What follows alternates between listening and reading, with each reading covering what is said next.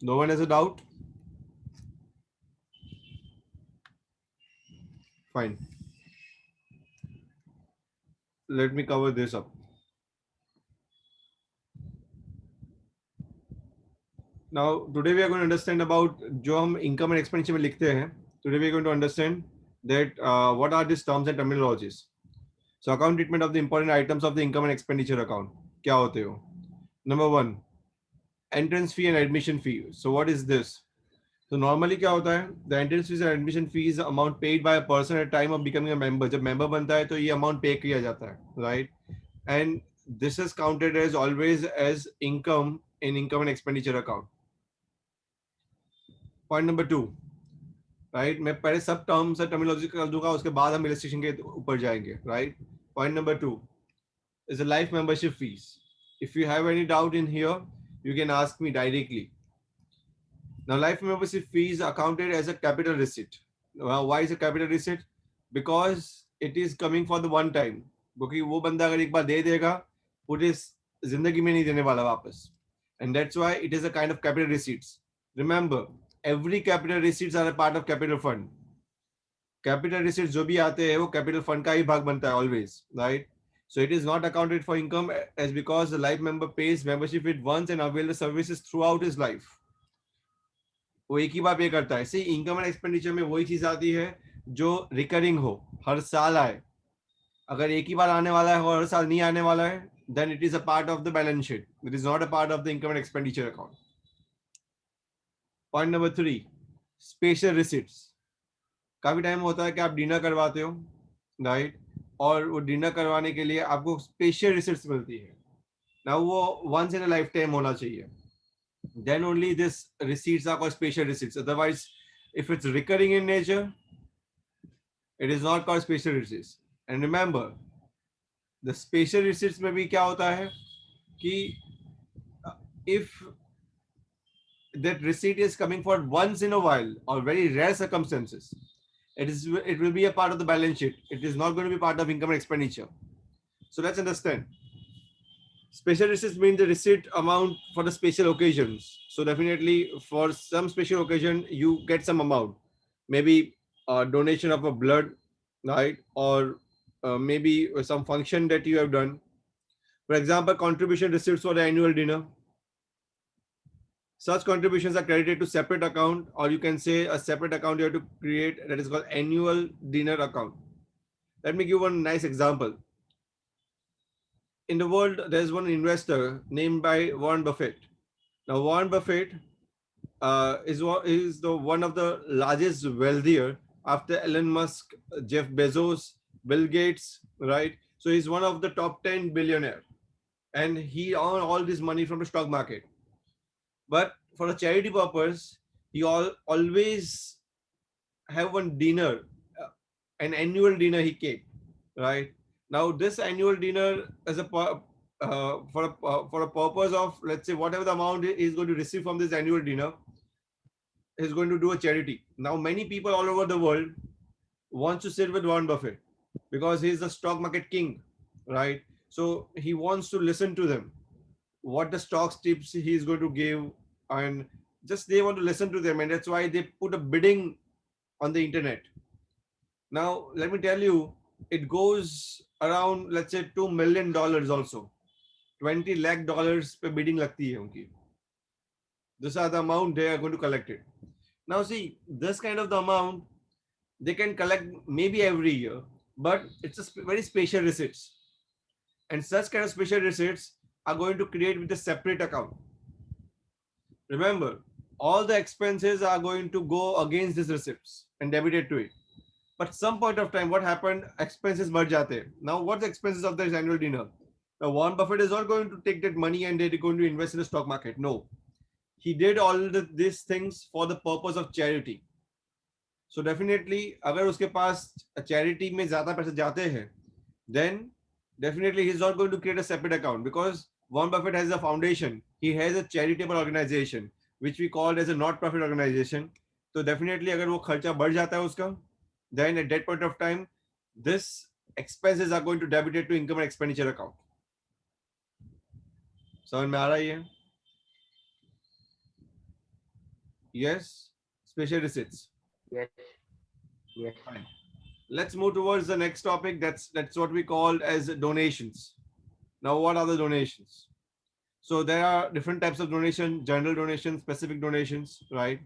So a charitable institution often receives the donations, and donation received may be a general donation or specific donation. Donation charitable organisation को हर वक्त मिलता ही रहता है, और ये डोनेशन दो तरह के हो सकते हैं, जनरल भी हो सकता है, स्पेसिफिक भी हो सकता है। और जनरल यानी कोई भी पर्पस के लिए आप यूज कर सकते हो। तो रिमेंबर, जनरल डोनेशन अगर आए तो वो कहाँ लिखना है? Income and expenditure account. पर सपोज समझ लो स्पेसिफिक डोनेशन आया, तो क्या करोगे? Now in here you need to understand what kind of specific donation it is come for. वो डोनेशन का पर्पस क्या है वो आपको समझना पड़ेगा। In case the donor specifies the purpose of which the donation can be used, it's a specific donation. For example, a donor donates 10 lakh for a library, right? So वो specific donation है. So library create करने के लिए donation दिया है. Then it will be shown as a liability parts of the balance sheet. Why liability? Because we know that liabilities are always the sources of funds. वहाँ से funds आते हैं, right? And assets are the usage of funds. So let's say entrance admission fees and general donation are always shown as what? They are always shown as revenue receipts. उसको revenue receipts के तौर पे दिखाया जाएगा, right? General donation, जो भी general donation है, and वो income and expenditure में ही जाएगा, यानी वो entrance fee है, admission fees है, वो सब general donation का ही प्रकार है। और general donation कोई भी तरह का आए तो I'm not going to go through lesson 9 now. I'm just going to cover up more points. Point number 5. That's the 4 point we have covered. The 5th point. पहले मैं पूरे पॉइंट्स कवर कर लूंगा and then I am going to go with the illustrations. So the next point is legacy. What's a legacy? Legacy is a kind of a will of a deceased person. जो बंदा मर गया है, right, उसकी एक will होती है, that is what we call legacy, right. Now legacy में कैसा होता है कि कुछ बिन वारस मर जाते हैं तो वो बोलते हैं कि मेरे मरने के बाद पूरा का पूरा चैरिटी में कर देना, आपको जो करना हो. That is one kind of donation, or you can say one kind of a general donation. But another type of legacy is for specific purpose. So at that point of time also you can say कि किसी को ऐसी इच्छा हो कि मेरे मरने के बाद मेरे नाम पे मंदिर बने, मंदिर का कंस्ट्रक्शन हो, या फिर मेरे नाम पे लाइब्रेरी बने, whatever, garden बने. So at that point of time the donation is very specific in nature. So if it's a specific in nature, right, it will be called specific donation. So let's understand. सो जो मरने वाला बंदा है या उसकी will में लिख के जाता है, the donor may not specify condition for is use. In case कोई कंडीशन स्पेसिफाई नहीं की है, सम साइलेंट है, सब में कुछ नहीं बोला गया हो, it you have to treat them as a general donation. Remember, general donations are revenue receipts, right. वो हर साल ऐसे डोनेशन आते रहते हैं, and that's why you are going to credit to the income side of the income and expenditure account. What will happen if it's a specific donation, or if the donation is given for a specific purpose? Then definitely you need to create a fund based accounting, right, maintained for the purpose on the liability side of the balance sheet. And once there something is constructed out of it, let's say maybe park, maybe garden, maybe library, maybe mandir, whatever, right, then you need to transfer that amount to over there, right? If something is not constructed and let's say it is for the price, then you should consider the price. Let me give you one wonderful example. Have you heard about the name of Nobel Prizes? इसे सुना Nobel Prizes? Economics में दिया जाता है. Yes, ऐसे prizes को सुने हैं आपके? Yes or no? Yes. Economics में, लिटरेचर में हर साल नोबेल प्राइज दिया जाता है, नोबेल लॉरेट बनते हैं. अल्फ्रेड नोबेल, मैं बताऊं, इसकी एक स्टोरी है.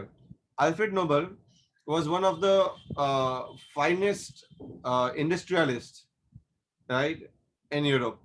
And actually he was belong from Sweden, और ये Swedish government के साथ tie up है उनका. So आज से 100 साल पहले की बात है.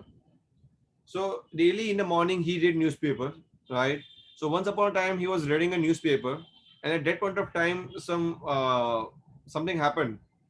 what he saw in a newspaper shocked him, because उस दिन जो न्यूज़पेपर पढ़ा उसमें उसकी ही डेथ की खबर छपी थी.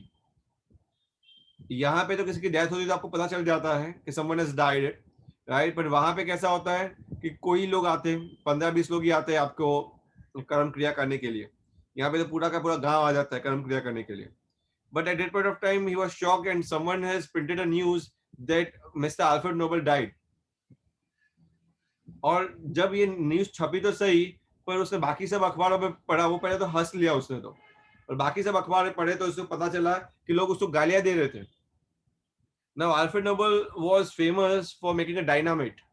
You know dynamite? Dynamite उसका actually उसने जब invention किया था dynamite का, so it was for a good purpose.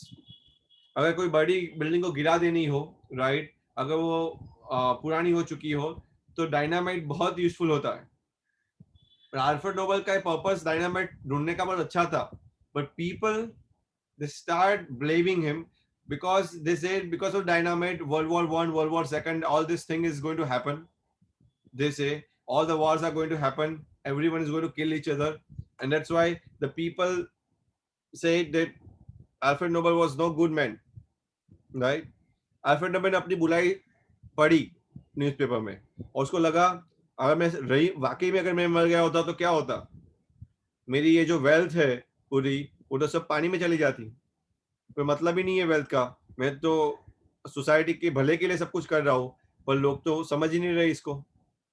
So at that point of time Alfred Nobel को एक विचार आया, उसने नोबेल फाउंडेशन की रचना की with help of student government. Let me tell you, आज वही Nobel foundation, right, Swedish government के साथ मिलके हर साल नोबेल प्राइज अनायत करता है. उसने सबसे पहला प्राइज जो दिया था नोबेल में, वो पीस प्राइज था, शांति का. लोग दुनिया में शांति और अमन बनाए रखे तो उसके लिए प्राइज मिलेगा, और जो भी उसके लिए कोई कंट्रीब्यूशन करे, अच्छा काम करे. So that was a very specific donation. See Alfred Nobel के भी कुछ संतान नहीं थे, पर that was a very specific donation, right. And this kind of a donation, remember one thing, this kind of donation, uh, uh, we consider, and we as an accountant, we used to write them as a on a liability side of the balance sheet, right. समझ में आ रहा है सबको specific donation क्या है, right. For specific purpose, prize fund, इसका prize fund जैसा ही था कुछ, right. Next, grant. What is a grant? So when government को लगता है कि let's say we need to gift someone, we need to give the gift to the people, right? So that is what we call as a grant. Now grant received is a capital receipt. Grant जो receive होता है वो क्या होता है? Capital receipt होता है, and is shown in the balance sheet, और उसको balance sheet में दिखाया जाता है. Particularly purpose क्या होता है grant का? तो सरकार ये चाहती है कि या तो कोई डोनेशन कर दे, फॉर एग्जांपल पोलियो के लिए ग्रांट दिया जाए, या तो कोई पर्टिकुलर पर्पस है, या तो फिर टू बाय द एसेट्स, कोई एसेट्स के लिए आप गिफ्ट लेते हो सरकार से, right. So when you get a grant, there is always a specific purpose, and that's why grant is always a part of the balance sheet, is not a part of the income and expenditure account. Next, sale of the used sports materials. अगर आप sports material use कर रहे हो, right, तो use किया हुआ sports material को क्या करोगे? सी फॉर एग्जांपल, सिर्फ स्पोर्ट्स मटेरियल की बात नहीं है, बहुत कुछ और भी हो सकता है. जैसे क्लब में, जैसे आपने क्लब बनाया है स्विमिंग के लिए, या तो फिर आपने क्लब बनाया जिम के लिए, तो जिम के जो मटेरियल्स है, स्विमिंग के जो मटेरियल्स है, उसके यूज होने के बाद आप क्या करोगे? That was old. So old चीज को अगर जब आप बेचते हो, तो आइदर यू गेन और either you get a loss, right? Remember, whenever we sell any asset, maybe sports material, maybe furniture, maybe gym equipments, जो भी हम बेचते हैं, we always consider at the time of selling, we always consider book value. Now, what's a book value? Book value means cost minus depreciation, right? इतने साल का जो depreciation लगा, वो minus करने के बाद जो आता है वो book value होती है.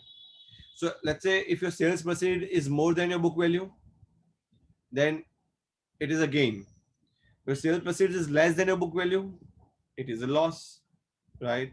So if it's a gain, remember, it is credited to income and expenditure account. If it's a loss, it is debited to income and expenditure account, right? But what about the sports material? Sports material का क्या करेंगे हम? So remember, the sports material, whatever the amount is being sold, you have to remove it from the sports material from the asset side. जितना sports material गया आपके हाथ में से, उतना आपको उसमें से रिमूव कर देना है, right? So remember this, very very important. The stock of sports material is shown in the asset side of the balance sheet, and sports material consumed during the year is debited to income and expenditure account. जितना आपने use किया उसको भी आपको debit करना है, right? Depreciation तो करना ही करना है, जितना यूज किया उतना भी आपको डेबिट करना है. I hope you are getting this sports material. Any doubt in sports material? जरूरी नहीं है कि बेटा स्पोर्ट्स मटेरियल ही आए, स्पोर्ट्स मटेरियल के अलावा और भी कुछ आ सकता है, right? That you need to see to it. Move towards the next thing, sale of old assets. Now what is a sale of old assets? So definitely in here the similar kind of treatment has to be given like a sports material. कि old asset जैसे होता है, जैसे कि furniture है, may be आपकी old पुरानी books है, राइट? मे बी आपके पास टेबल चेयर्स या ऐसा कुछ भी स्टेशनरी या कुछ भी है जो ओल्ड है, right? And you want to sell it. So again in here the book value has to be determined of an asset, and then you need to sell after charging depreciation up to the date of the sale. आपको cell के दिन तक depreciation charge कर देना है, उसके बाद ही उसको बेचना है, उसके पहले आप बेच नहीं सकते. So same treatment like a sports material. Again, I'm not going to go with the illustrations. Again, I'm going to come back to the topic. Next, let's say about sale of old newspapers. Remember one thing. When a sum is silent, sum कुछ नहीं बोलता है, so there is a difference between the newspapers and the books. Books are considered as an asset, right? Because आप books सालों साल रखते हो. पर newspapers अगर मैं बोलूँ तो no, आप उसको रद्दी में डाल देते हो. After a month, after the 15 days, you just sell for scrap, right? So definitely अगर आप न्यूज़पेपर बेच रहे हो तो उसमें से कुछ मिल रहा है आपको, तो it is called a gain. It is going to be credited to income and expenditure account. और जब आप न्यूज़पेपर खरीदते भी हो ना तो डेबिट होता है, पर बुक्स खरीदते हो तो it is a capital expenditure, right? So it is going to be written on the asset side. But if you sold the book, अगर आप बुक बेचते हो तो yes, the asset is going to be reduced, right? Point 10. Subscriptions is the amount paid by the members periodically, right? Quarterly or half yearly or yearly, so that the membership remains alive. So it is a source of income for not-for-profit organization. The income का source होगा, right? The subsequent received, whether they relate to current, previous or next period, is shown on debit side of recent payment account. कोई भी subscription हो जो current year का हो, previous year का या नेक्स्ट ईयर का हो, उसको कहाँ दिखाया जाएगा? रिसीवेंट पेमेंट अकाउंट में दिखाया जाएगा. ऑल द सब्सक्रिप्शंस रिसीवेंट पेमेंट में दिखाया जाता है, पर इनकम एक्सपेंस में कौन सा दिखाया जाता है? Only of the current year. Remember, subscription related to current year, whether received or not. Current year की अगर हम बात कर रहे हैं तो सब्सक्रिप्शन करंट ईयर का ही दिखाया जाएगा इनकम एक्सपेंडिचर में, भले आपको मिले या ना मिले.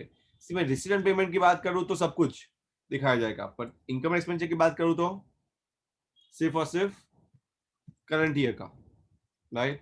इसके ऊपर पूरा एडजस्टमेंट है, हम उसको ध्यान से समझेंगे बाद में सब्सक्रिप्शन को, राइट? नेक्स्ट कुछ और टॉपिक्स हैं जो मैं कवर कर लूं और उसके बाद हम स्टार्ट करेंगे. The next is honorarium. Now what is honorarium? मैंने जैसे बताया कि कोई बंदा सर्विस देता है, वॉलंटरीली आता है, जैसे कि गेस्ट टीचर है, गेस्ट लेक्चरर है, और आप उसको टोकन में कुछ देते हो, जैसे अभी आपका बीएससी वेबिनार सेमिनार चल रहा है, राइट? और स्कूल टोकन में कुछ दे उसको. So this is what we call honorarium.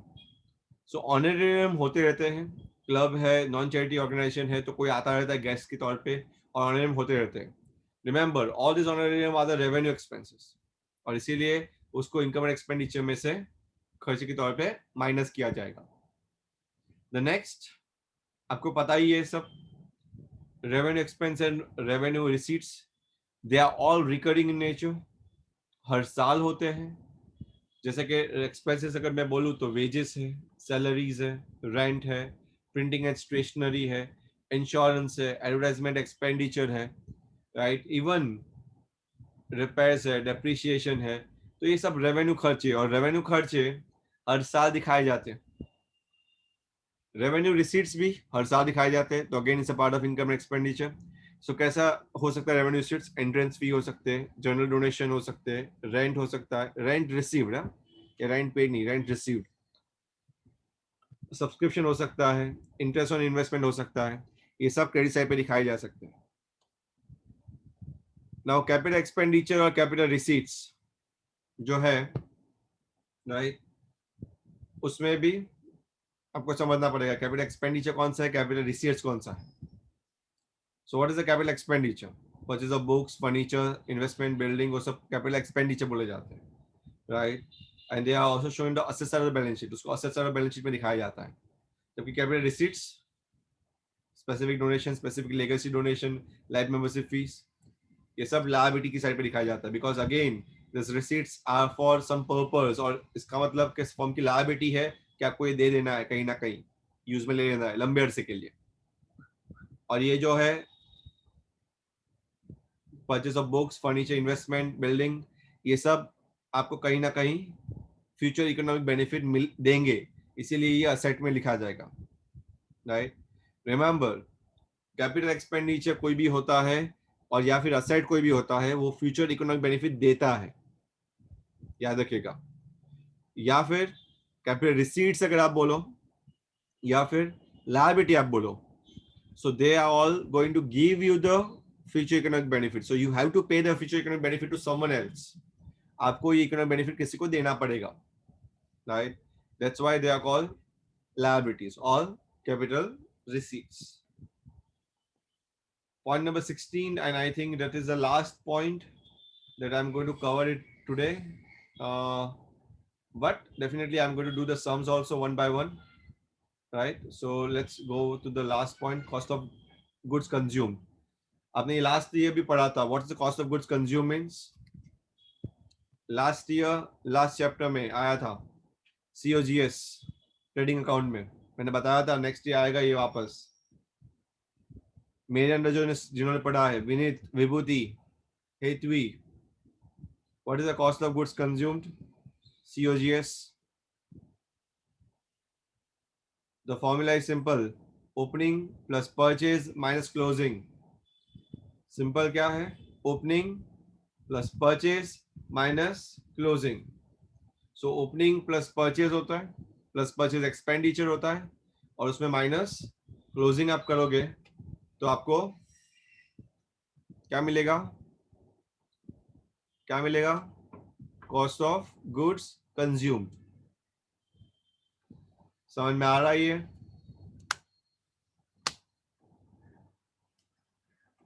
Yes, Yes, sir. so today I have covered the 16 main points, or you can say that's the terms and terminologies, right, जो आपको हर सम करते वक्त ध्यान देना है। ये सब टर्म्स एंड टर्मिनोलॉजीज आज मैंने डिस्कस किया आपके साथ। Now with the help of this, now we are going to have some bigger sums. Bigger sums का मतलब जिसके अंदर रिसीट एंड पेमेंट दिया होगा, आपको पता है कि यहाँ पे ट्रायल बैलेंस नहीं आता है, रिसीट एंड पेमेंट अकाउंट आता है, और आपको क्या बनाना होगा उसमें से, इनकम एंड एक्सपेंडिचर और बैलेंस शीट बनानी होगी, और इसके साथ साथ आपको एडजस्टमेंट्स भी दिए होंगे। तो अभी के सभी सम्स में आप देख सकते हो कि with receipt and payment they have also provided the additional information, that is what we call as adjustments. Shall we start this? Shall we do this?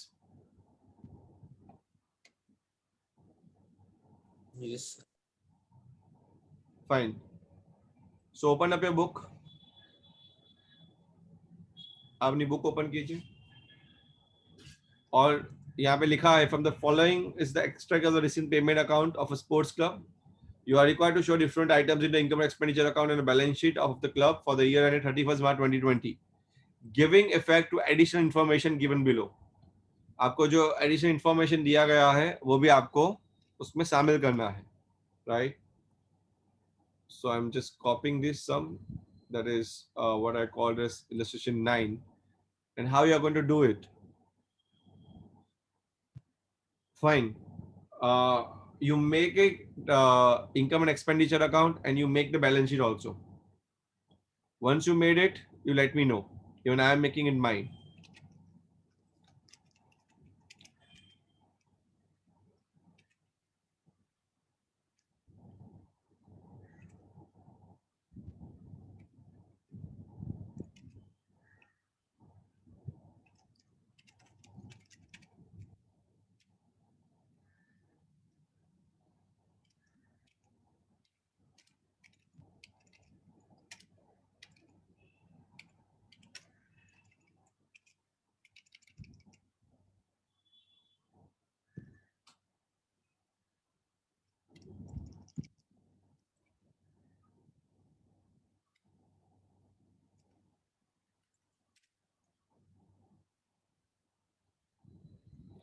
Last time we have done one sum, right?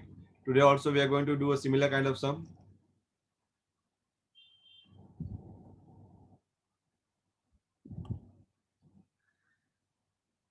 I'm sharing my screen with you. I'm formatting it.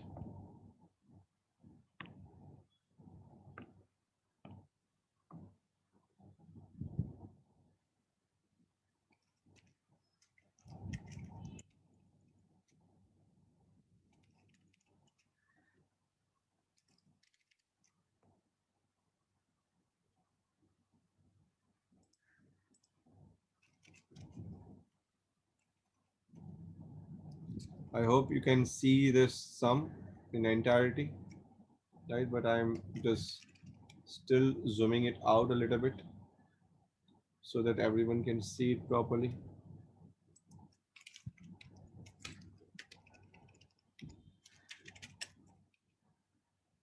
Can you see the sum now? Can you able to read it?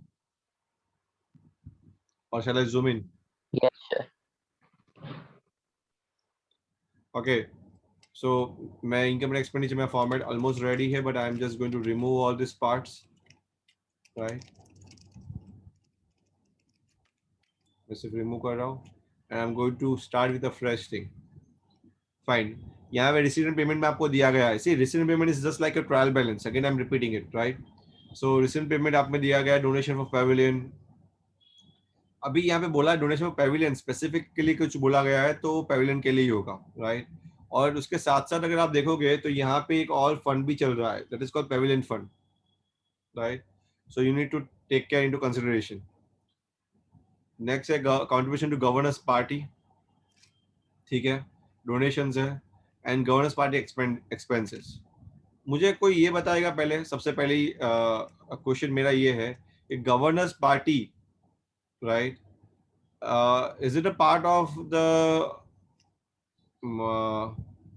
expenses or income and expenditure account, or you can say it is a part of the balance sheet?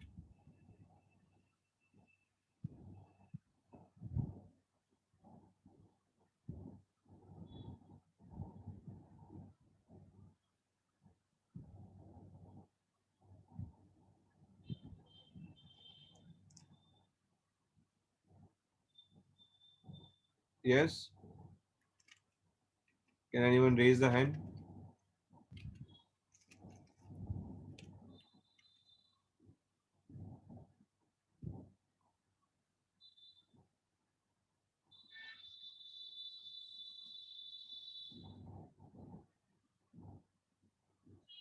Yes,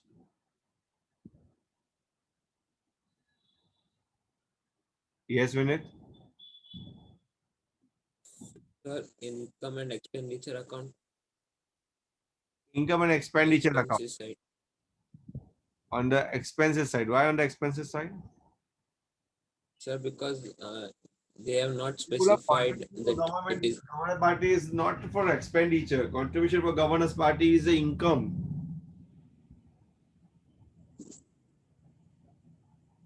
It is not at all expenditure. Let me tell you, let me clarify very clearly to you, right? Before I go further with any more thing. Fine, let me tell you how you're going to write it down, all these things, right? So shall we start writing?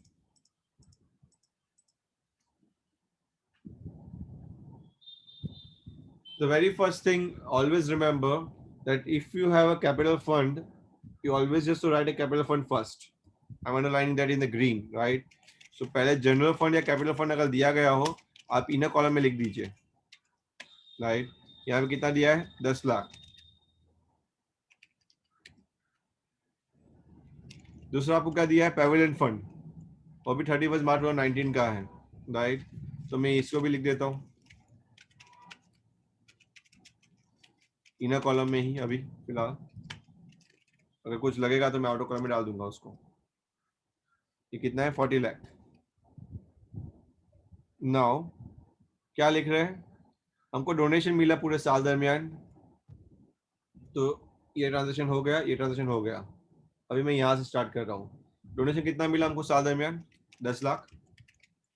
तो मैं क्या add करूंगा Pavilion fund में? Yes.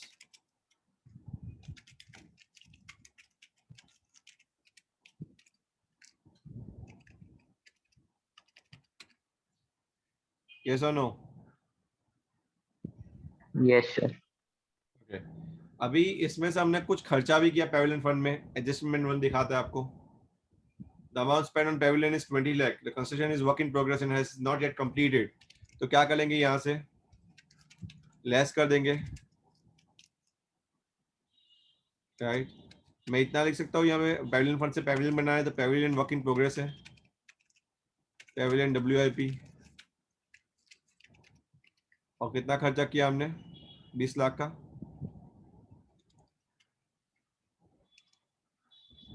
और ये 20 लाख कहाँ डालना है हमको? वापस इस यहाँ से माइनस किया तो यहाँ पे ऐड करना पड़ेगा ना.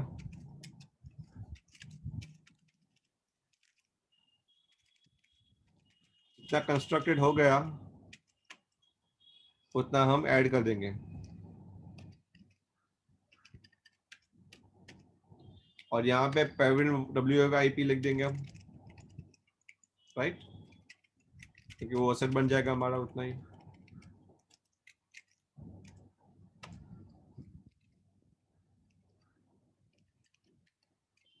ये समझ में आ रहा है सबको? कोई भी कंस्ट्रक्शन करते हैं हम फंड में से तो उसमें से लेस करते हैं, कैपिटल फंड में ऐड करते हैं और उसकी दूसरी एंट्री असेट साइड पे. ये क्लियर है सबको? Yes sir. Yes, sir. Fine. यानी डोनेशन ने पेविलियन फंड का डाला तो फंडा खत्म, राइट? इसमें तो कोई दिक्कत है ही नहीं. तो यानी डोनेशन भी खत्म हो गया हमारा. अभी कंट्रीब्यूशन टू गवर्नेंस पार्टी दिया है तो यानी ये हमको मिला है पैसा. और गवर्नर पार्टी एक्सपेंस कितने हैं? 2,40,000 दिया गया है. और एक एडजस्टमेंट भी है, सेकंड एडजस्टमेंट, जिसमें बोला है कि 30,000 आउटस्टैंडिंग है. यानी 2 लाख मिला है पर 2 लाख में से 30,000 मिलना बाकी है. तो नॉर्मली आप दो चीज कर सकते हो. There are 2 ways of doing this. Income and expenditure में सेपरेट दिखाओ तो भी चलेगा. अगर सेपरेट दिखाओ तो कैसे दिखाओगे? So let me show you. मैं ऐसे दिखाऊंगा, कंट्रीब्यूशन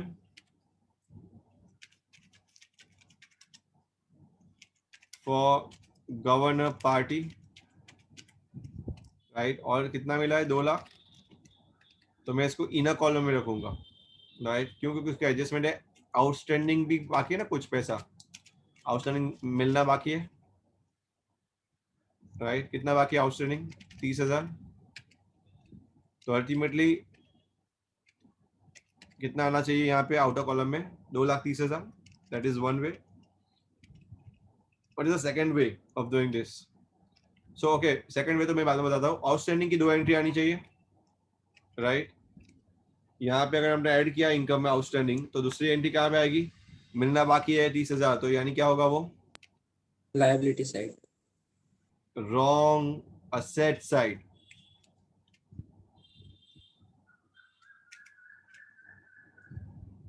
गवर्नेंस पार्टी का कंट्रीब्यूशन असेट बनेगा।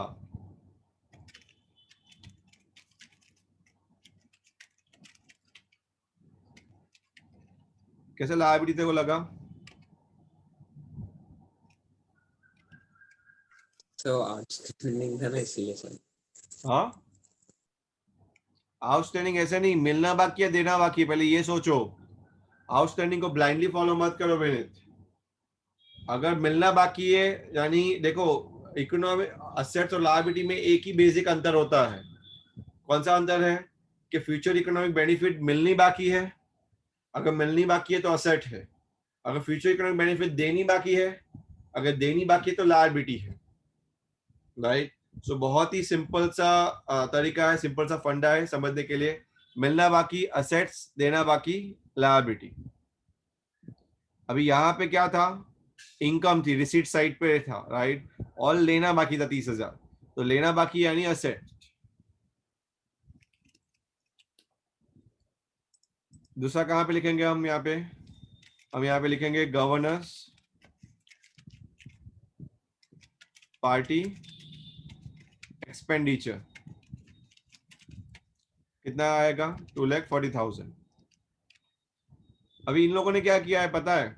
इन लोगों ने इनकम एक्सपेंडिचर को सामने सेट ऑफ कर दिया है। टेक्स्ट बुक में अगर आप देखोगे तो 10,000 का ही जो माइनस फिगर आया है, नेगेटिव फिगर, तो उसको अदर साइड पे चढ़ा दिया है। This is how they done. क्योंकि यहाँ पे खर्चे ज्यादा है इनकम से, तो कहने का मतलब क्या हुआ? 10,000 खर्चा हुआ अल्टीमेटली। बात तो वही हुई ना, 2,40,000 खर्चा है और 2,30,000 इनकम है, तो नेट इफेक्ट क्या आई? 10,000 का खर्चा हुआ। आप ऐसे भी सोच सकते हो या फिर आप सेपरेटली भी दिखा सकते हो। मैंने सेपरेट दिखाया है। और लास्ट चीज क्या बाकी है इनकम एक्सपेंडिचर में? डोनेशंस, जो है क्या है 5,000। That's it. मेरा इनकम एंड एक्सपेंडिचर रेडी है और डेफिसिट है 5,000 का, राइट। ये टैली तो नहीं होगा क्योंकि ये सम उन्होंने पूरा नहीं दिया है, आधा अधूरा दिया है, इसीलिए तो हम ऐसे ही आधा अधूरा उसको छोड़ देते हैं यहाँ से। समझ में आ रहा है ये? Yes sir. किसी को डाउट इसमें? Please raise your hand. Silly से सिली डाउट हो तो भी पूछो बेटा, फालतू से फालतू डाउट भी पूछोगे तो चलेगा।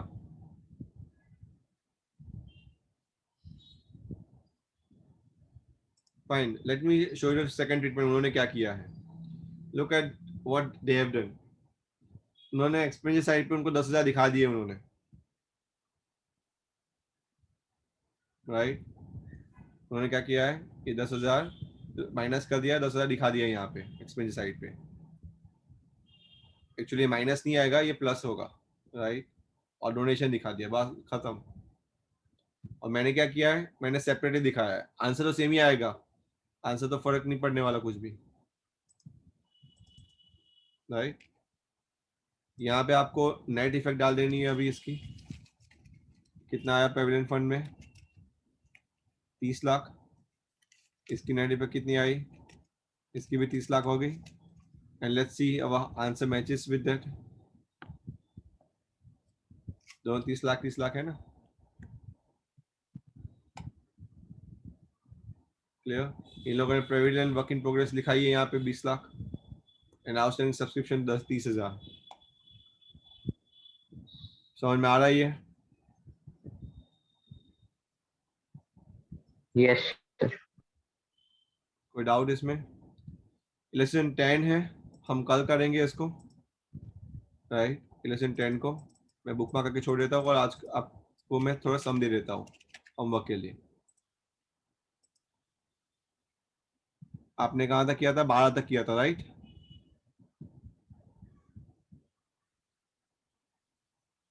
या 15 तक किया था? 15. ओके, तो अभी सम मत करो, आज के लिए कोई सम नहीं है, क्योंकि उसके बाद पूरा सब्सक्रिप्शन का चालू हो रहा है, राइट। वो मुझे समझाना पड़ेगा, पूरे सम्स सब्सक्रिप्शन चालू हो रहे, तो वो मैं कल समझा दूंगा आपको। अभी आपका सेशन भी है, सेमिनार भी है, राइट? सो हम मिलेंगे अभी डायरेक्ट 4:15 बजे 4:15 को। फाइन। Yes, sir. 4:15 को हम क्या करेंगे? इकोनॉमिक्स। ओके बेटा? Okay, sir. Fine. Good bye, take care.